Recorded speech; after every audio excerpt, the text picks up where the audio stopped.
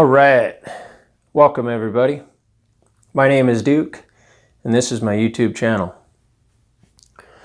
Welcome to the Awakening from the Dream Show, a series of talks I'm going to be giving about transformational psychology and waking up to who we really are. The great question, who are you? I've talked about this a little bit in other episodes. I'm going to go into it a little bit farther. Waking up from the dream show is basically going to be this same talk over and over and over again. So let's get right to it. The white paper represents no thing, and the circle represents everything. Inside the circle is all time and space. Outside the circle is perfect oneness. No time, no space. We have everything because we are everything. This in reality is who and what we really actually are. The circle represents a private thought, like the original first thought. A private thought. What would it be like? It's as if perfect oneness is entertaining an idea. The idea of what it would be like to not be all everything.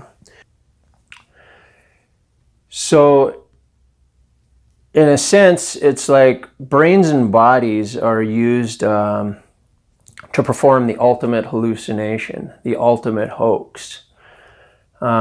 We can't really escape from being the absolute, but it's like we've created a dream. We've created our own reality in a sense. Everything here in a sense is a fake reality.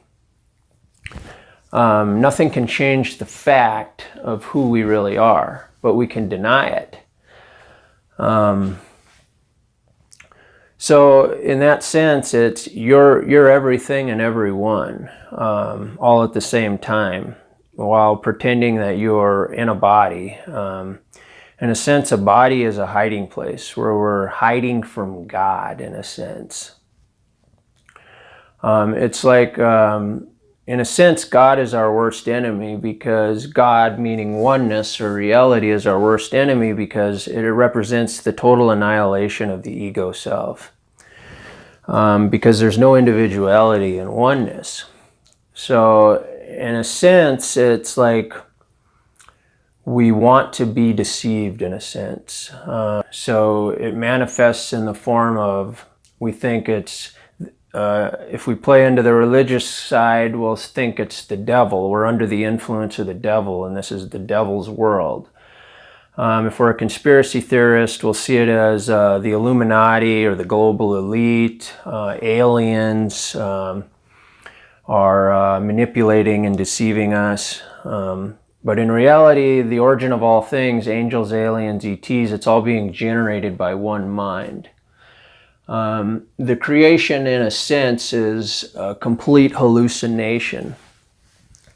Our brains are used to perceive a limited amount of information. We decode waveform information and we see it as solid objects. So it's like the physical universe is really information that's decoded and it's perceived to be something that it's not. So in a sense, in that sense, a beautiful countryside is just as much of an illusion as a smog-filled city. Everything here is equally illusionary, whether it be good, bad, ugly, beautiful. It's all, in a sense, the same. It's all equally unreal.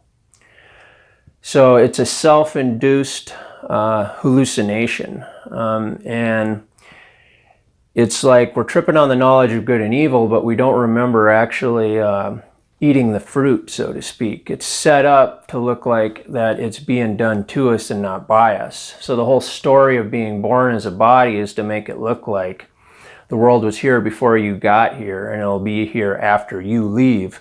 The world we see is all brains and bodies asleep at the wheel, attacking, hurting each other, criticizing each other, not realizing that we're all one self. So that's kind of the nature of the reality we're in. So we're here. It could be said our true purpose is that we are here to break the spell, that we're under the influence of the magician, which is ultimately our own self. The circle represents the ego mind. We're all under the spell or the influence of this fake self, this fake ego. Only love breaks the spell in that sense, where we see that the enemy we perceive outside of us, whether it be an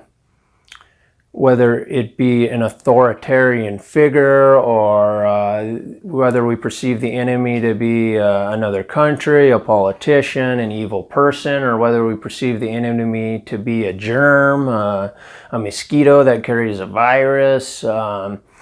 We perceive all these things as outside of us, but it's really, we break the spell by seeing it's all being generated by our own one mind. We can never be a victim again in that sense.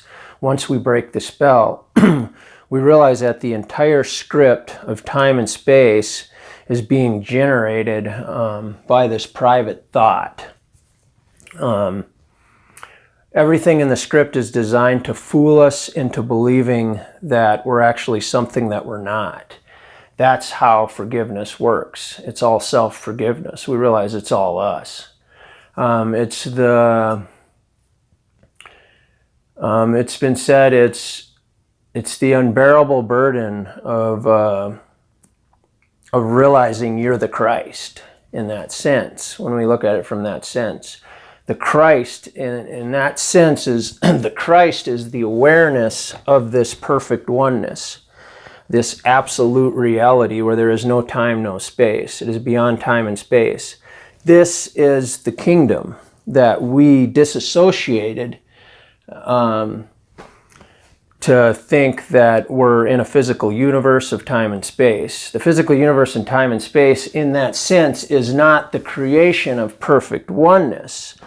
It's just, it's a trip. It's a delusional attempt to be something that we're not. So that's what we're ultimately forgiving ourselves for. That's the spell that we're breaking. In a sense, you could say we don't want to wake up. We're terrified of waking up because it means the oblivion of our ego self. So this whole reality in that sense is constructed to keep us imprisoned. But we're the ones holding the key. We're our own jailer. Just like we're our own parents, we're our own judge, we're our own enemy, we're the food we eat, the people we meet, we're our pets, we're the weather. It's all us. It's all being generated by one mind. What does it mean? What does it mean for us? How do we communicate after learning such a thing? That's where we're at today. This is where our journey begins. This is the realization of the true brotherhood of mankind, which is not really mankind. It's the realization we actually are the absolute. It's considered the ultimate blasphemy to even speak of such a thing.